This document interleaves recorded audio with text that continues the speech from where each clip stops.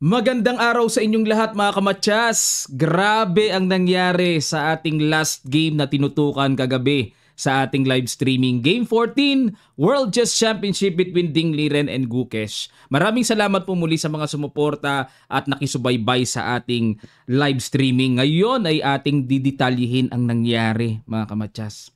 Ang ginawa ni Ding, Knight F3. Kumunat, nakiramdam muna. Ang Knight F3 po kasi ang isa sa mga flexible na opening na pwedeng gamitin at nakikiramdam kung anong setup ng depensa ang ipinaghanda ng black. At nag D4, ayan. Dito kasi, kung magkakasling, mauuwi na po talaga sa proper position ng King's Indian attack. Yung magna Knight B D2, tapos E4, yun nga lang, plus talaga sa black dahil magkakaroon ng massive control kagad sa sentro. Kaya dito, naisipan ni Ding na bawasan yung massive na papunta na pawn E5. At nag-E6, castling, kumapture sa D4, Knight takes D4 at Knight GE7. At kung mapapansin nyo po, no, ang bilis tinira ni Gukesh ito. Parang prepare talaga at alam na alam niya. Nag-C4, ito medyo napatagal dito si Ding. Ang tagal niyang inisip to. Pero nakita naman niya at yan ang gusto ng computer engine, yung line na yan. Bookline pa rin. At kumapture sa D4. Queen takes D4. Knight C6. Queen D1. Ayan. Dito po nabanggit ko sa ating live streaming na ang novelty ng computer ay Queen D3. Yan ang gusto. Na kapag nag-Knight E5 dito, double pero may Queen C2. Then kapag nag-Knight takes E4, then E4. May basag na ganyan. Na papabor ito sa puti na kahit na 1 pawn down pero late ang development ng king side, ito po ay sapat na kapalit ng puti sa isang pawn na isa-sacrifice. May pangpasabog kagad sa gitna. Delikado dito ang black.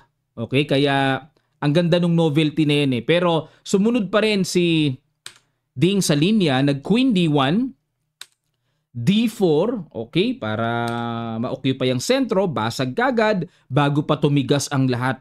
Kasi patitigasin ng black yan eh, yung center control. Bishop C5, ayan. Dito po, ito yung nabanggit ko kagabi na ito ang gusto ng computer engine. Ito kasi yung old line. Bishop C5 ang novelty at natumbukan dito ni Gukesh ang novelty Bishop C5. Saktong-sakto po sa timpla ng computer. At kumapture sa D4, yan din ang continuation. Knight C3, castling, at nag-Knight B5, paalis sa bishop at nag-bishop to B6. Dito pala may mga commentators na nag-react dito. Especially sila Leko, yung former World Championship challenger Peter Leko, na itong bishop B6 ay may chance na manalo daw ang current world champion dito. Kasi dapat kasi ang tira is E5. Yan ang gusto ng computer, ipasubo na yung bishop at yung light square bishop ay ready to develop na. Yan ang gustong mangyari ng computer engine eh. Pero, nag-bishop B6, nag-B3 nga lang. Medyo ibang setup ang ginawa. Ang gusto ng computer is Queen E2, immediately ihatid ang rook sa D1 at makapasok ang knight, mga ganun-ganon. Ang gustong mangyari dito. No? At Bishop F4, ayun, malaki ang posibilidad kasi po, yung queen side nga naman ay medyo hirap sa developments. Kaya yung Bishop B6 parang nakapagpaipit sa developments ng queen side eh. Pero medyo hindi po na-realize yun ni Ding at iba yung setup na na-imagine niya. Simple lang yung setup niya yun. Ayan, no? Naihabol ni Gukesh yung napakagandang E5. Queen D2, Bishop E6, Knight D5, B5.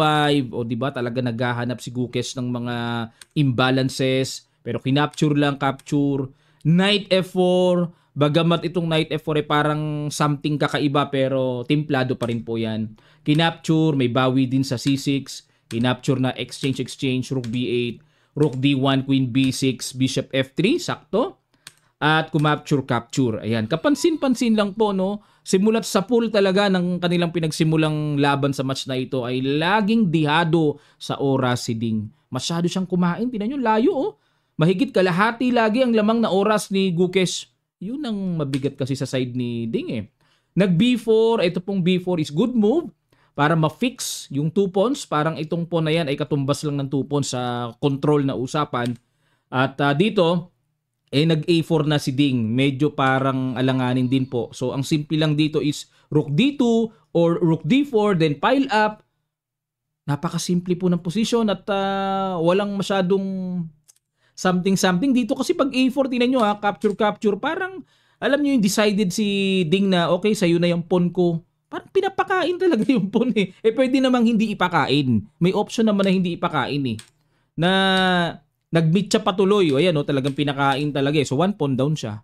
Okay, pero ito naman talaga, itong endgame na ito ay theoretically sa mga na-analyze natin at mga napag-aralan ko rin po pag 3 versus 2, talagang tabla. Yun nga lang po ang kaibahan dito, hindi siya solid rook and pawn ending, may mix kasi ng bishop eh. So merong elemento na dapat i-consider si Ding. Ayan pero ano pa rin drawish pa rin. Nga lang may panggulo kasi may bishop, hindi siya pure na tore lang eh. Ayan so rook e1, hoping na walang bishop e4. Ayan, at alam na rin dito ni Gukes sa loob-loob niya na nag-aabang na lang siya ng chances na mag-blunderacious dito si Ding. Alam na rin niya sa loob to na talagang tabla-tabla na to. Ayan ano na lang kumbaga hoping for miracles na lang eh. So itong F3 napakaganda para mabawasan kasi po mag-H4 na dito ang black. So ayan takes, rook B4, maintain lang ang rook sa 4th rank hanggat walang pagkakataon ng black makapush dyan. Wala talagang progress na magagawa dito. King F2, check, baba, King F6. At itong bishop, gustong-gusto ko nang pauwiin yan dyan, mga kamatsas. Kagabi ko pa sinasabi, iuwi mo na yan dyan. Para kahit paano katabi ng king. At baka mamaya ay mawaglit pa yung bishop eh. O check, ayan, dito bumalik kasi kung lulutang po, check lang. Okay? Hindi naman pwedeng isugal na ganon kasi may capture sa F5. So mahirap yon, risky. So check, balik lang. Rook B4, balik lang ulit. Stop the progress. Bishop E6. Tingnan nyo, grabe ayun hanggang sa pagkakataong ito mga kamatyas, tingnan nyo po ang evaluation bar. Hindi maigli, talagang halos pantay, drawish talaga. Pero sa hindi inaasahan mga kamatyas, nag-rook F2.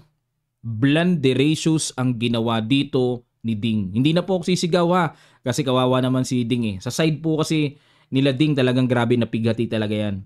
At kagabi po sumigaw na ako sa live streaming. Sapat na po yun mga kamatyas. Blunderacious ang ginawa. Dito kasi kung ako puti, simpleng iuuwi ko lang yan dyan. Bahala na si Batman. Diba? Anong gagawin? Anong progress ang gagawin dito? Wala akong makita mga kamatyas na any progress para makagamble pa eh. Pag chumek dito angat lang. Bahala ka dyan. Check. Balik lang ulit. Kung i-maintain lang, di, saan ko ba ilalagay ito? Pwedeng maintain lang, rook B4, pwedeng ganun-ganun lang. Tingnan nyo evaluation bar Ang daming option pwedeng rook B4, pwedeng paliparin uli yung bishop sa B7, tapos balik ka uli sa G2. Bishop at rook lang ang igagalaw mo, wag mo lang ipalit ang pyesa. Huwag mo lang ipalit kagaya ng nangyari pag rook F2. Nawaglit yata ni Ding na ang bishop niya nasa pinakadulo. Walang option na lumiko sa kanan at kaliwa. Kung nasa B7, pwede pa So pag rook F2, blunderacious po, capture lang, and then bishop D5. Imagine kung ang bishop nasa B7 lang, wala sa dulong-dulo. Pwedeng lumiko sa dulo, sa C8, pwedeng lumiko sa A6. Wala pa rin pong progress na magagawa yan. Tabla pa rin yan. Kaso, tumanggap na rin ng exchange dito si Gukes kasi po, napakatimplado, bishop D5, saktong-sakto, obligadong ma-exchange, and natalo sa king and pawn ending, surprisingly. Grabe, hindi makapaniwala, sigawan ng buong India, chess-based India, grabe ang celebration sa nangyaring ito. So, bakit po natalo? Kasi wala opposition lang At nag-resign na po dito si Ding. What a painful loss by Ding. Grabe. Ito masakit na pagkatalo. Yung alam mong equal na equal, biglang magkukulaps pa. So bakit po natalo? Kasi po pagka nag-king dito, didiretso na ng F4 Walang chance So pag kinapture, capture, baba, sugod, baba ang king, and then unstoppable promotion na. So kung ang gagawin naman is magki-king E2, F3 po ang tira dito para sa kaalamang pang endgame. Kasi pag kinapture yan, pwede pa rin ba? Capture kasi may ganun Pag gumanon, ganun, tabla. Okay, matatabla po ito. So kung dito, King G2 at gaganoon, King G1. Walang pantempo kasi sagad na yung pawn eh. Kung nandito pa yung pawn, may pantempo pa eh. Wala eh. Wala nang pantempo talagang tabla. F3 ang gagawin dito. Okay, pagka nag-King E2, F3 lang. Tapos lalapitan na. O, gaganon. Pagka gumanyan, King E1, F2 check, pupunta dito, and then King D3. Yan po mga teknikan dito. Hindi pa rin biro, no? Kasi pag nag-King F3, stalemate. So ito po teknikan dyan. Papakapture talaga itong pawn ha. O sabay i-squeezein. O yan ang mga teknikan dyan. Hindi pa rin biro yung proseso eh. O gaganon, tapos punta dito, gaganon, dito, dito, dito, aangat, and then promote na. Okay, may proseso pa rin. Pero hindi na pinagawa yun ni Ding dahil dapat pala pinagawa niya yun. Ano? May mahirap pa palang side doon. Ulitin natin. King D3, F4. Ito, no? Kasi pag kinapture to, draw eh. Meron pa palang mahirap na side doon, ano? Check dito, gaganon, dito, gaganon. O tapos, kasi dito, wag na mag-King E3. Kung ganun pala ang logic, pwede palang ibigay na.